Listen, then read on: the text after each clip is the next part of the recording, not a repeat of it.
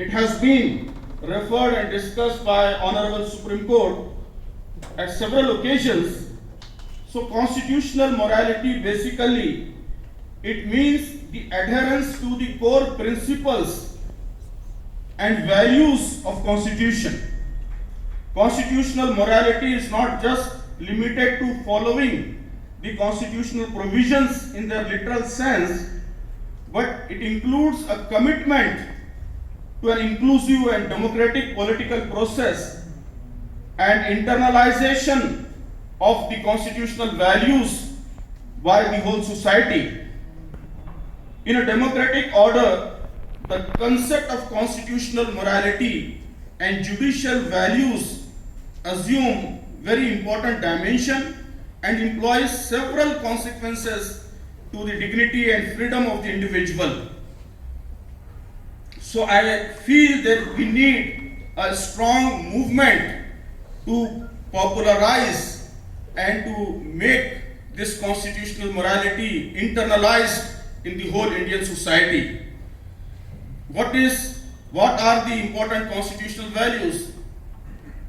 I feel this learned gathering is already aware of. I will just summarize it for the sake of discussion.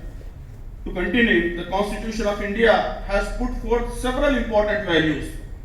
Preamble has very beautifully articulated that justice as an important value. Justice means social, economic and political. Preamble also clarifies it. Then liberty of thought, expression, belief, faith and worship, equality of status, equality of opportunity, fraternity, dignity of individual. All these values are enlisted in our preamble itself.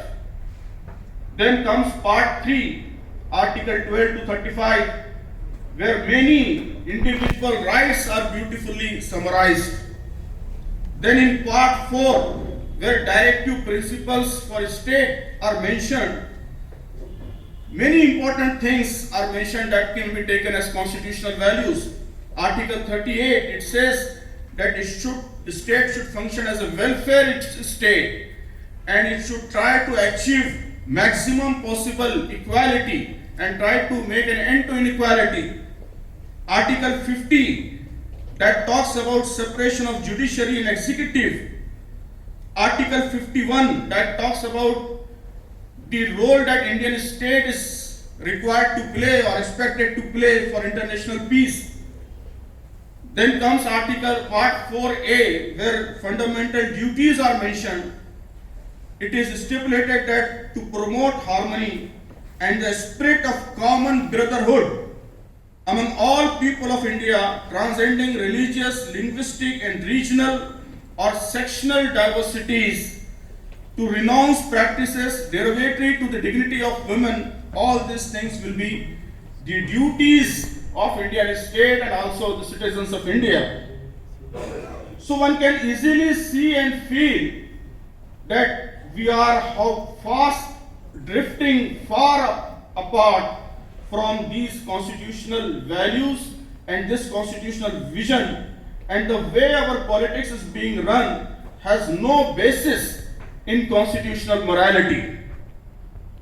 So a real freedom democracy can be achieved only when these values are truly internalized and political culture, which in last 7 decades and more specifically in last 7 years, which has gradually eroded all these values from public memory and public conscience. So we need to bring it back and make it alive in real terms. Constitution and constitutional values have become just folklore and legends. They are no longer the bedrock of our political system. Populism and obscene majoritarianism have become shortcut of winning elections only because that is how voters' minds have been gradually molded. Corruption starts when a voter agrees to accept a few hundred rupees or a bottle of wine or even the vehicle fare from the candidate for casting his vote. Communalization starts when a citizen is made to raise hate slogan in a political rally. So basically we need a mass awareness campaign to make an end to all this and to bring constitutional morality a part of the conscience of Indian people and Indian voters. So second important need is the unity of all right-minded people and sections. We need to unite people from all strata, the intellectuals, the thought leaders, the civil society, the youth, women's groups, religious leaders, political activists, grassroots level activists, farmers, laborers. We all need to come together to bring this awareness, and I feel FDCA, forum like FDCA can play an important role in this regard. This awareness and unity will ultimately result into third major necessity, that is democracy vigilance. I call it democracy vigilance. Democratic values can be restored only when democracy vigilance and citizens' rights vigilance, this will become stronger than so-called cow vigilantism and love vigilantism and caste vigilantism. Arguably, for a citizen, one of the important expression of right to freedom is to become politically vigilant, not so much for self-interest, but for the collective interest of protecting India's democratic ethos.